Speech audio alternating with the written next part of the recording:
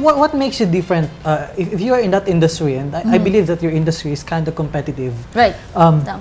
What do you actually do to make you or your company or outfit a unique business model?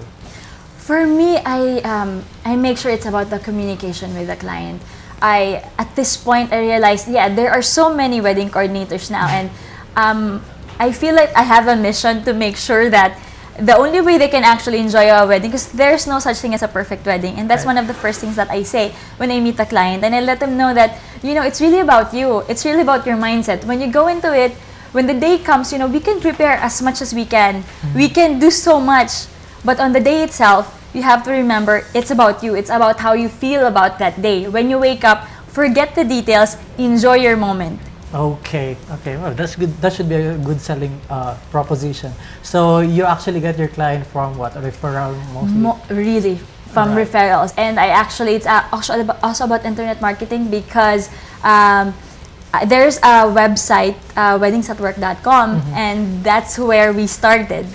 I got a client from that, a bride from that forum, and it was just a ripple effect. I got just one, and then the next year I had almost 30 weddings. Gosh! After one. That many? Yes. At this point, I only started in 2007. I've had 70 plus 70 weddings plus now. weddings.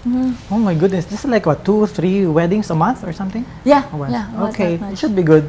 It should be a good business. And yeah, I should congratulate you for coming up with that kind of, you know, for reawakening that passion in you. Oh my goodness. It's not always that people actually get to reawaken the giant in them, we call it. But where do they find you? Should they want to have their own wedding planner under your belt? Yes, we have a website. It's redonevents.multiply.com. My information is there, so you can also get in touch with me, redonevents@gmail.com. That's REDAWNEVENTS, redonevents.multiply.com. Thank you. Okay, so the telephone number is 408-7367. Okay, thank you so much. Do you want to play? Do you want to play? What's your talent? No performance. No performance Just here? God, I actually prepared a very, very good prize, but since you don't like it, it's actually house and lot. But no, it's okay. No problem about that. Thank you so much, Nes. Thank you so much. Thank you so much for having me. It's our pleasure to have you in here. Okay, ladies and gentlemen, my eye on business. Xerox copy. Have this document Xerox instead of have this photocopied. Is it not an interesting thing when you hear a particular brand that replaces the generic name? But when we were still younger, maybe when we were still in high school, what do you think? At least people from my generation. We knew that the only machine that does photocopying is actually a Xerox machine. That prompted almost every one of us to think that the process is actually called Xerox instead of photocopying.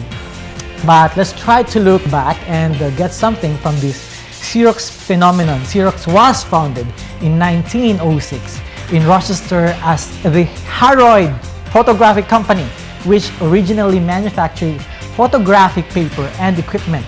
The company subsequently changed its name to Haloid Xerox in 1958 and then simply Xerox in 1961.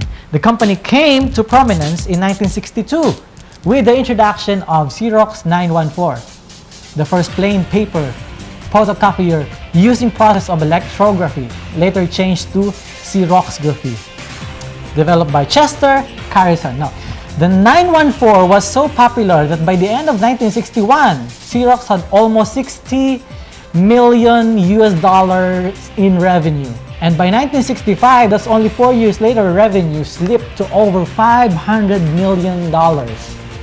The word Xerox is commonly used as a synonym of photocopy or for photocopy, right?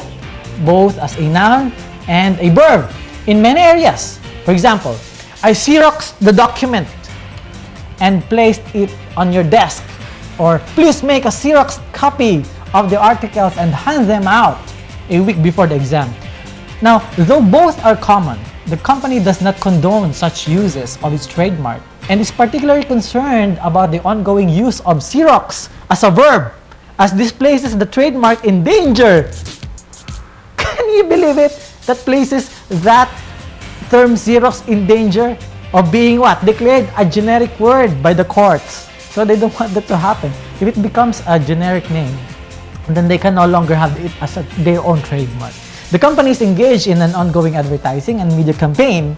This is weird. To convince the public that Xerox should not be used as a verb. How is that? Successful brands such as Xerox managed to create that kind of recall. So now let me ask you, what does your name? What does your name? What do you want your name to be synonymous with? Find it out and make sure to do everything that will make your brand a household name. No problem about the trademark. Stick with it, always mention it, value your unique proposition, and value your brand promise. That's it for today's edition of the Philippines' most dynamic television talk show. I would like to thank Bobson for my jeans and Merger for my suit. I would like to thank our guests, of course, our creative business. Wanted for 9 weeks now, they are still there, Manny Pacquiao and Jerry Concepcion. Watch our past episodes at creativebusinesstv.com. Add us on Facebook and follow us on Twitter at Lloyd Luna. I'm your business evangelist, Lloyd Luna, and thanking you for watching. Friday is a fascinating business day.